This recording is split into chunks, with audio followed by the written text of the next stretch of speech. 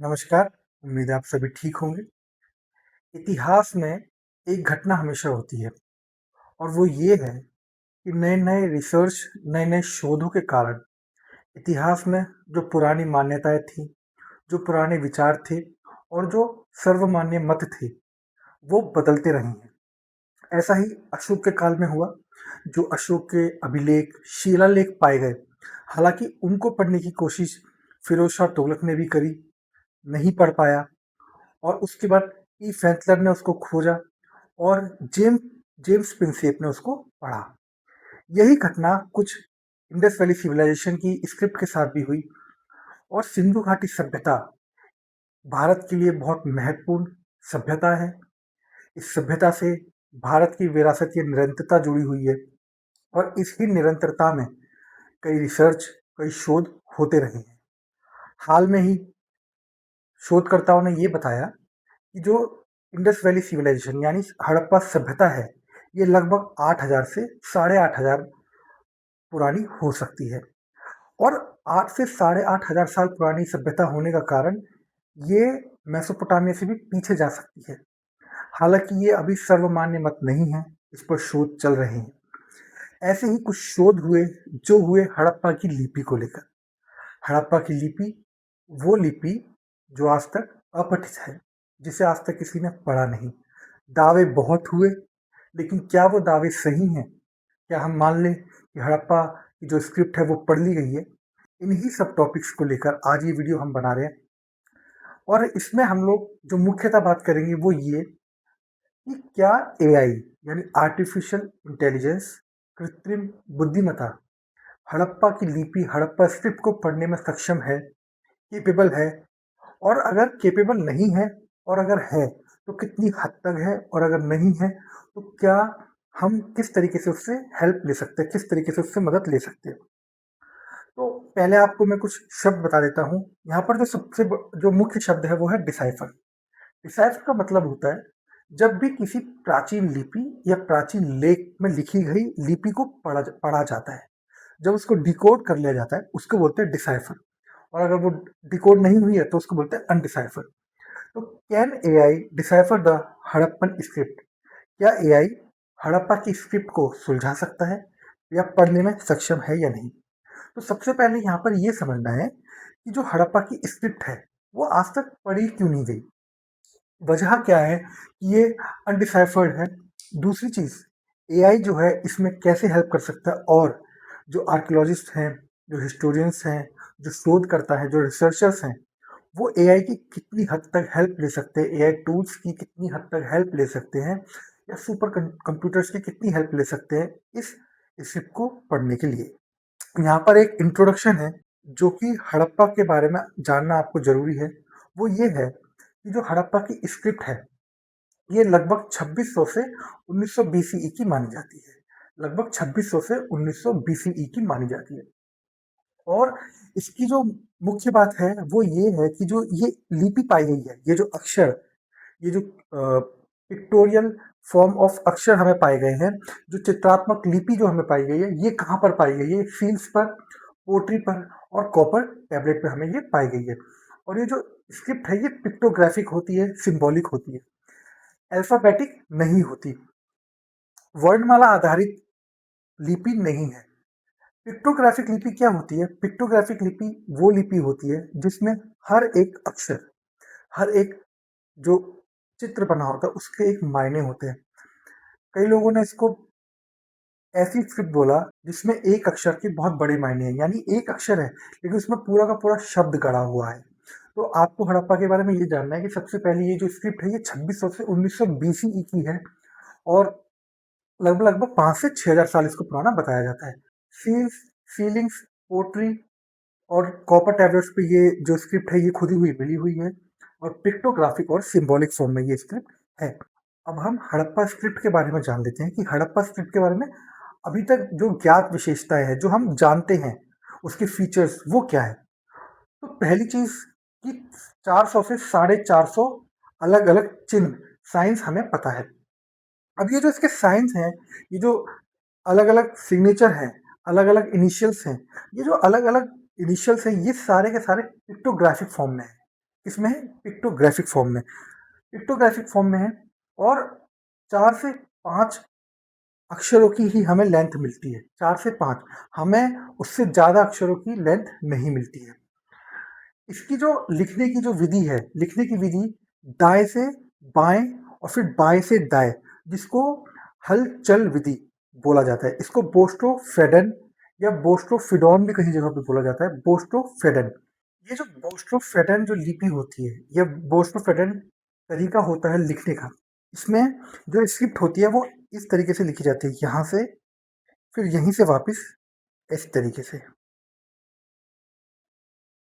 इसमें ऐसा नहीं होता जैसे हम आज आधुनिक लेख लिखते हैं कि हम यहाँ से शुरू करेंगे, फिर यहाँ पर अक्षर खत्म हो जाएगा, लाइन खत्म हो जाएगी, फिर हम दोबारा से यहाँ से शुरू करेंगे। ये विधि यहाँ पर फॉलो नहीं होती थी। यहाँ पर जो विधि फॉलो होती थी इसको बोलते हैं हलचल विधि। हलचल विधि, इसमें आप दाएं से बाएं लिखना शुरू करते हैं, फिर बाएं से दाएं आते हैं, फिर दाएं से बाएं, बाएं से दाएं, इस तरीके से ये लिपि लिखी जाती थी। इस लिपि में हमें किसी भी तरीके का एपिक्स या रॉयल इंस्क्रिप्शन नहीं मिला है। एपिक क्या होता है? जैसे मेसोपोटामिया में हमें गिलगामेश के एपिक्स मिले हैं, वो गाथाएं हमें मिली हैं, जिस गाथाओं से हमने इतिहासकारों ने, शोधकर्ताओं ने, आर्कियोलॉजिस्ट ने कुछ मायने निकाले, कुछ स्टोरीज को समझा, और फिर उन्होंने जो स्क्रिप्ट, एंशियंट स्क्रिप्ट जो थी मेसोपोटामिया की, उसको पढ़ने में वो लोग कामयाब हुए। इस तरीके का कोई भी लेख, कोई भी एपिक हड़प्पा संस्कृति में नहीं मिला है। हड़प्पा संस्कृति में क्योंकि इस तरीके के लेख नहीं मिले, किसी भी शासक वर्ग या राजा द्वारा कोई भी लिखित पत्र हमें नहीं मिलते। ये सब इसकी ज्ञात विशेषताएं हैं। अब हम इसकी मूल समस्या को समझ लेते हैं कि इसकी कोर प्रॉब्लम्स क्या है। जो कोर प्रॉब्लम्स है वो सबसे बड़ी तो यही है कि कोई द्विभाषी शिलालेख हमें नहीं मिला है। जैसे अन्य सभ्यताओं में, जैसे इजिप्ट की सभ्यता में हमें ग्रीक और इजिप्शियन दोनों स्क्रिप्ट में हमें लिटरेचर या शिलालेख, अभिलेख हमें ऐतिहासिक स्रोत के रूप में मिले हैं, पुरातात्विक स्रोतों के रूप में मिले हैं। उन दोनों को पैरेलल स्टडीज कर कर, उन दोनों को साथ में पढ़कर अक्षरों के मायने निकाले जाते हैं।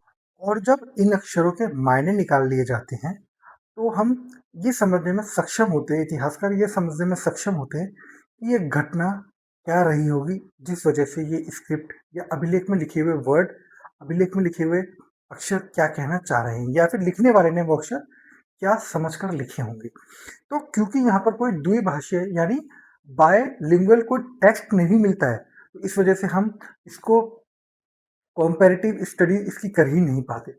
दूसरा, इसमें जो वाक्य है वो शॉर्ट है, यानी लंबे वाक्य हमें नहीं मिलते हैं। 4 से 5 अक्षर यानी 4 से 5 पिक्चर्स, पिक्टोग्राफिक 4 से 5 हमें यहाँ पर मिल जाती हैं एक स्क्रिप्ट में। सील पर मिल जाती है, किसी तरीके की पट्टी पे मिल जाती है, मिट्टी की पट्टी पे मिल जाती है, सील पे मिल जाती है, मोहरों पे मिल जाती है। अब क्योंकि ये 4 से 5 अक्षर है, इसलिए मतलब निकालना बहुत ही मुश्किल हो जाता है। 4 से 5 अक्षरों का, ये 4 से 5 चित्रों का मतलब हमें जब ही पता लगेगा जब उन चित्रों के अर्थ कहीं पर हमें लिखे मिल जाए। यदि हमें, यदि मैं आपको कोई चित्र बनाकर दे दूं, मैंने आपको ये 4 चित्र बनाकर दे दिए, लेकिन जब तक मैं आपको इसका मतलब माँ है, इसका मतलब माँ है, इसका मतलब आ का डंडा है, इसका मतलब कुछ और है, इसका मतलब कुछ और है, तो आप समझ ही नहीं पाएंगे कि मैंने माँ माँ लिखा है।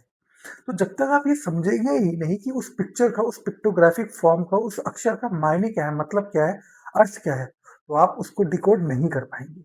ये समस्या हड़प्पा लिपि में देखी जाती है। दूसरा, हमें किसी भी तरीके का धार्मिक और राज के विवरण नहीं मिलता है। हालांकि बहुत इतिहासकार इस बात पर जोर देते हैं कि जो इंडस वैली सिविलाइजेशन थी वो किसी धर्म विशेष से ताल्लुक रखती थी। कई लोग उसको हिंदू धर्म से जोड़ते हैं, कुछ लोग उसको बौद्ध धर्म से जोड़ देते हैं, कुछ इतिहासकार ये दावा तक करते हैं कि जो हड़प्पन सिटीज में जो दुर्ग पाए गए वो बौद्ध विहार या बौद्ध स्तूप हैं। ये तक दावा इतिहासकारों का है। लेकिन आपको ये समझना है, एक इतिहास के विद्यार्थी होने के नाते, इतिहास के स्टूडेंट होने के नाते, कि धार्मिक और राजकीय चिन्ह हमें वहां पर कोई मिला ही नहीं।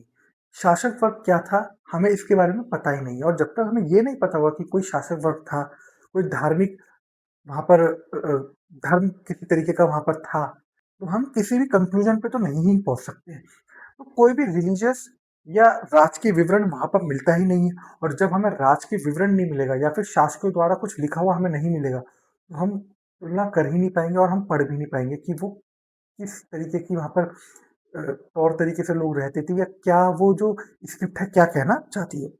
अब हम यहाँ पर अन्य प्राचीन सभ्यताओं से, विश्व की अन्य प्राचीन सभ्यताओं से हड़प्पा की सभ्यता की स्क्रिप्ट यानी हड़प्पा लिपि की तुलना करते हैं।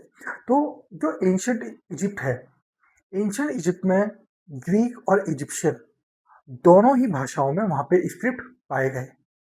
और क्योंकि दोनों भाषाओं के स्क्रिप्ट वहाँ पर पाए गए और इनके जो भाषा समूह है, लिंग्विस्टिक जो इनके ग्रुप्स हैं, वो पहचान लिए गए और इन दोनों की तुलना आपस में कर ली गई, कंपैरेटिव स्टडी कर ली गई कि हाँ, अगर ग्रीक में दा लिखा है तो इजिप्शियन स्क्रिप्ट में भी वो दा ही है, और दा का मतलब दा। तो उन्होंने इसके मतलब निकाले, इसके अर्थ निकाले, और जब कंपैरेटिव स्टडी करने के बाद उनके अर्थ क्लियर हो गए और पुरातात्विक साक्ष्य से भी पुष्टि हो गई, तब ये कहा गया कि हाँ, इजिप्शियन स्क्रिप्ट जो है वो डिकोड कर ली गई है। दूसरा, मेसोपोटामिया। मेसोपोटामिया में मल्टीलिंगुअल रॉयल इंस्क्रिप्शंस पाए जाते हैं, यानी बहुभाषीय राजकीय अभिलेख। बहुत सारे एपिक्स हमें मिल जाते हैं, बहुत सारे राजकीय पत्र अभिलेख हमें मिल जाते हैं, जो कि पत्थरों पे और पत्थर की पट्टिकाओं पर हमें लिखे हुए मिल जाते हैं, जिस वजह से हम उसको डिकोड कर पाए। लेकिन हड़प्पा में ना तो कोई द्विभाषीय शिलालेख या अभिलेख हमें मिलता है और ना ही कोई हमें रॉयल इंस्क्रिप्शन मिलता है। इन कमियों के कारण हम कह सकते हैं कि जो हड़प्पा स्क्रिप्ट है इस वजह से नहीं पढ़ी गई। और आप एक गोल्डन रूल जानते रहिए डिसाइफरमेंट का, यानी डिकोडिंग का। जब कोई भी इतिहासकार एक स्क्रिप्ट को डिकोड करता है, तो उसके पास या तो द्विभाषी शिलालेख होना चाहिए या फिर बहुभाषी राजकीय अभिलेख होना चाहिए। यानी no bilingual inscription equals to no confirm decoding. यानी अगर हमारे पास बाइलिंगुअल इंस्क्रिप्शन नहीं है तो कंफर्म तो हम कह ही नहीं सकते।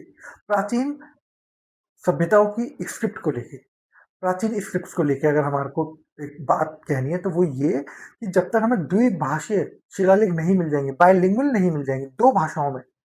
जैसे अशोक के शिलालेखों के बारे में आप जानते हैं कि अशोक ने ब्राह्मी, खरोष्टी, अरामाइक, यूनानी इन भाषाओं में अपने अभिलेखों को लिखवाया। और जब वो अपने शिलालेखों को, अपने धर्म के प्रचार को इन सब लिपियों में लिखवाता है, तो एक दूसरे से पुष्टि करने के बाद हमें उसके अर्थ पता चल जाते हैं। लेकिन हड़प्पा सभ्यता में हमें ऐसे कोई भी साक्ष्य नहीं मिलते हैं। हड़प्पा जो लिपि है, इसको पढ़ने के कई दावे हुए।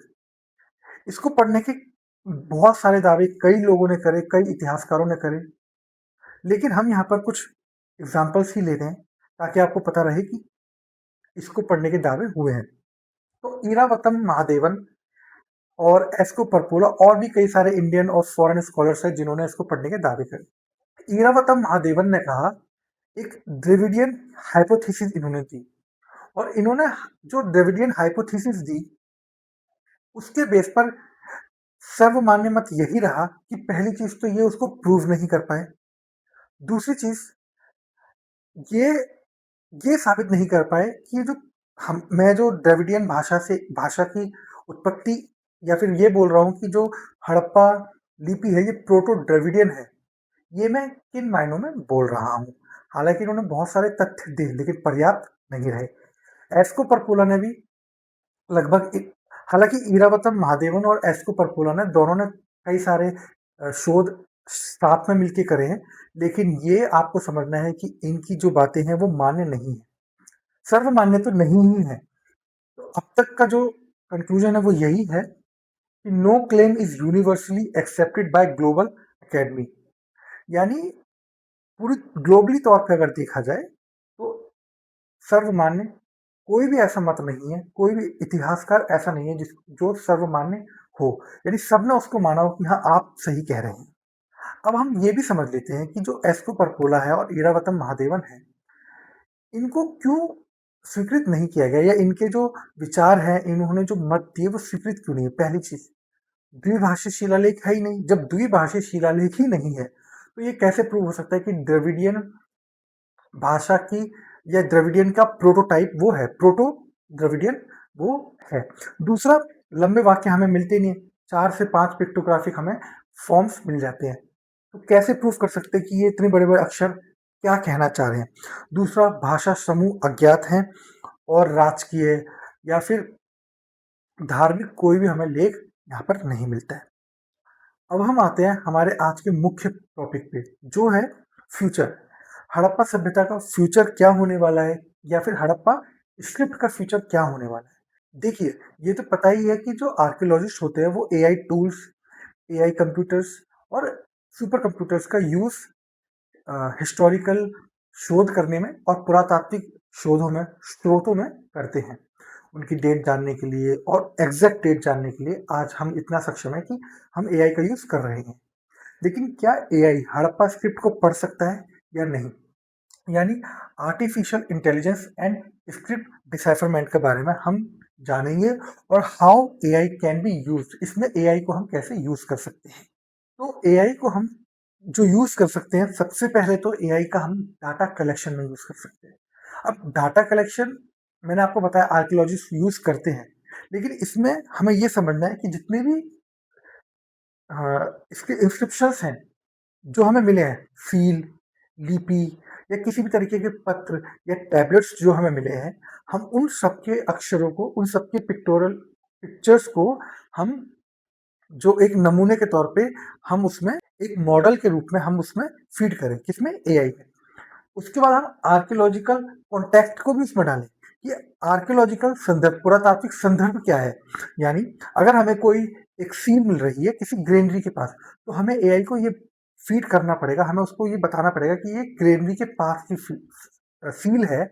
और फिर मान लीजिए हमें एक ग्रेनरी के पास 10 सील मिली, और एआई क्या करेगा, उस उन सील्स में लिखे हुए पिक्चर्स को या बनी हुई पिक्चर्स को या अक्षरों को समझेगा, और जब वो उनको एनालाइज करेगा तो उसको वो ये बताएगा आपको, वो जो रिजल्ट देगा वो ये देगा कि इन 10 की 10 सील्स में 4 अक्षर ऐसे हैं जो हर सील में 3-3 बार आए हैं। तो ये मतलब हो सकता है कि ये किसी तरीके के अन्न या किसी तरीके के अनाज के बारे में हो। किसी तरीके का अनाज ये है, यानी गेहूं, चावल, दलहन, तिलहन, किसी भी तरीके का वो अनाज लिखित है। दूसरा, हमें सिंबल फ्रीक्वेंसी, जो मैंने आपको बताया, सिंबल फ्रीक्वेंसी हमें एआई में फीड करनी पड़ेगी, और फिर वो उसका एक इंटरप्रिटेशन देगा। दूसरा जो हम एआई को यूज कर सकते हैं, वो हम कर सकते हैं पैटर्न पहचानने में। हम जो स्क्रिप्ट का यूज कर सकते हैं, हम पहले सारे इंस्क्रिप्शंस को जो हम जानते हैं, उसकी पोजिशनल एनालिसिस, यानी स्टार्टिंग में क्या अक्षर है, एंड में क्या अक्षर है, बीच में क्या अक्षर लिखा गया है, कितने अक्षर छोड़कर चिन्ह दोबारा से रिपीट हो रहा है, और फिर हम इसकी करेंगे सिंबल क्लस्टरिंग। उसके बाद हम लोग इसका यूज कंपैरेटिव लिंग्विस्टिक मॉडलिंग में कर सकते हैं। यानी हम प्रोटो डेविडियन, सुमेरियन, अक्कदियन, इजिप्शियन और भी अन्य जो स्क्रिप्ट हम जानते हैं, ये जो डिकोड हो गई हैं, उनके बारे में हम इसमें फीड करेंगे, और फिर एक दूसरे से कंपेयर हम इसको करेंगे।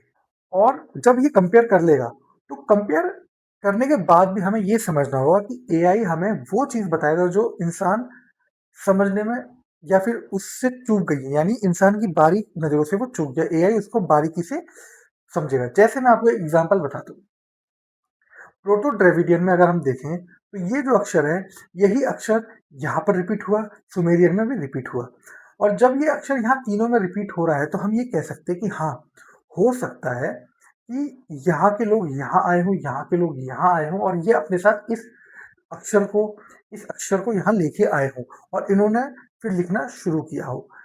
तो हम इस तरीके से इनके व्यापारिक संबंध बता सकते हैं, इनके आर्थिक संबंध बता सकते हैं, इनके सामाजिक राजनीतिक संबंधों को भी हम बता सकते हैं कि किस तरीके के इनके संबंध थे, जो कि बताया जा चुका है मेसोपोटामिया और इजिप्शियन स्क्रिप्ट्स को पढ़ने के बाद उन इतिहासकारों द्वारा इजिप्ट में और मेसोपोटामिया में। उसके बाद जो एआई जो सबसे महत्वपूर्ण जो काम कर सकता है, वो है आर्कियोलॉजिकल प्लस एआई इंटीग्रेशन। इसमें क्या होगा, इसमें ह्यूमन द्वारा यानी इतिहासकार द्वारा, जो इतिहासकारों ने और पुरातत्वविदों ने, आर्कियोलॉजिस्टों ने जो भी शोध करके, जो भी खुदाई करके, एक्सकेवेशन करके जो भी उनको खुदाई में प्राप्त हुआ है, वो एक कंप्यूटर में फीड करेंगे। और फिर एआई क्या करेगा, वो उन स्क्रिप्ट्स को पढ़ेगा, उन ऑब्जेक्ट्स को समझेगा, उसकी लोकेशंस को समझेगा और टाइम पीरियड निकालेगा और उसके बाद मीनिंग बताएगा। लेकिन मीनिंग की एक संभावना बताएगा कि हाँ, हो सकता है ये संभावनाएं हों। 4 से 5 संभावनाएं वो बताएगा और उन 4 से 5 संभावनाओं को ही लेकर हमें चलना होगा, क्योंकि यही वास्तविकता है, यही सच है कि इतिहास में संभावनाएं होती हैं।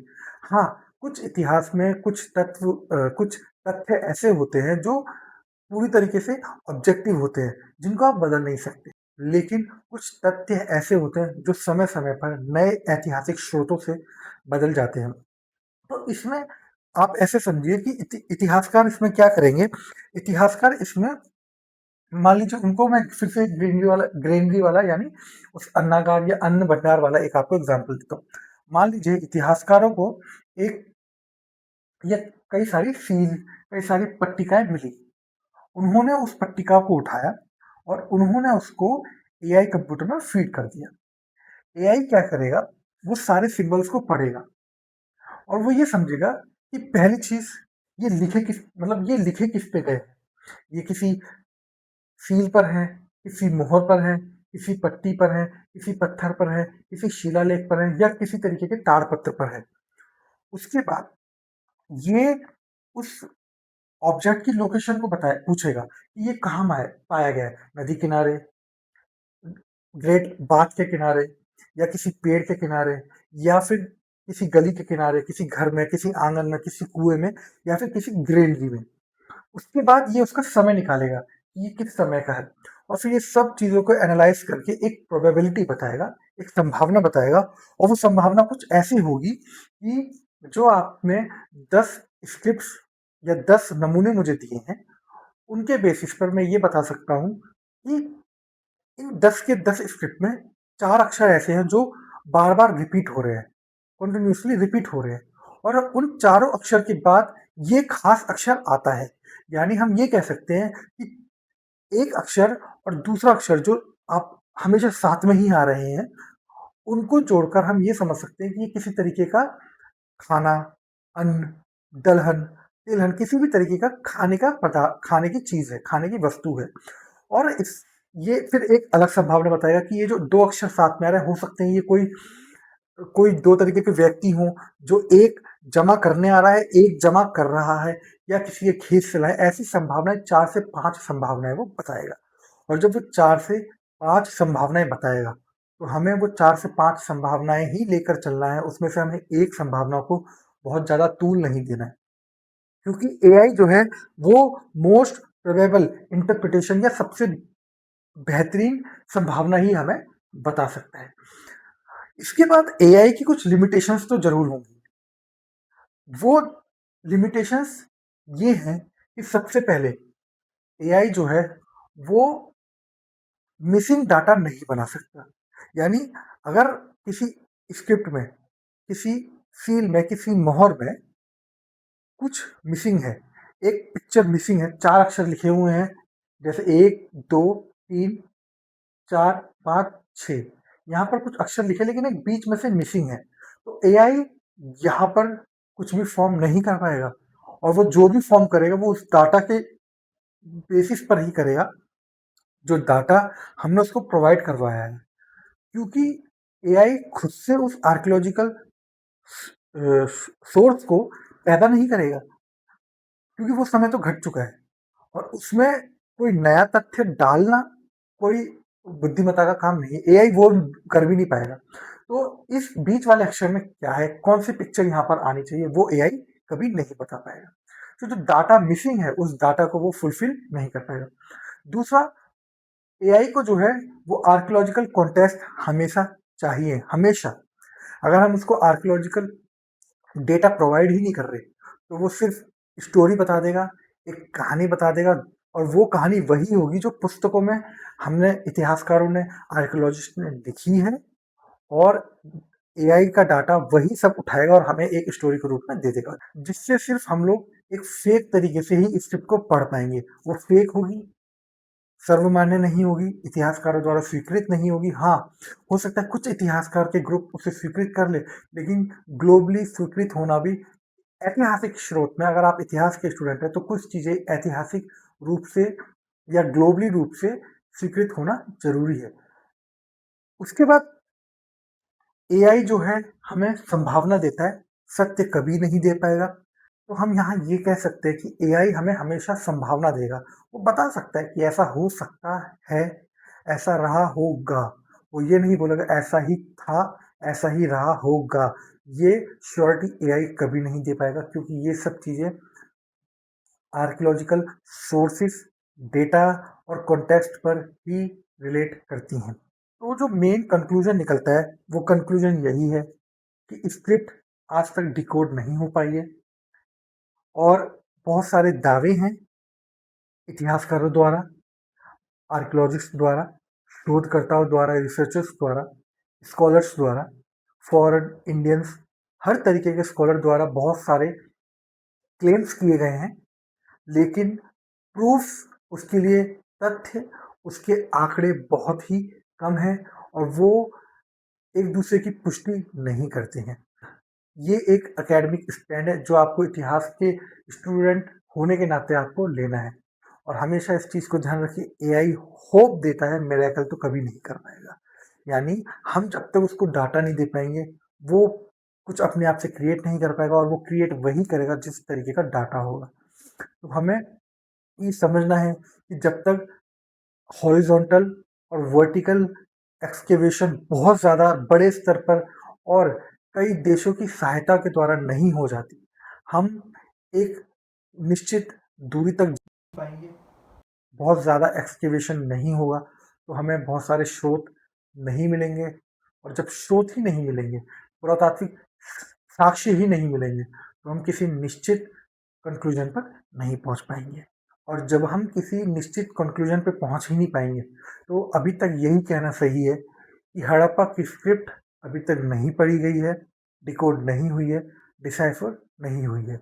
बहुत सारे दावे हैं, क्लेम है इंडियन फॉरेन स्कॉलर्स द्वारा, लेकिन प्रूफ, तथ्य, फैक्ट बहुत कम है, और आर्कियोलॉजिकल सोर्स एक दूसरे की पुष्टि बहुत कम करते हैं। आज के लिए इतना ही। Thank you so much.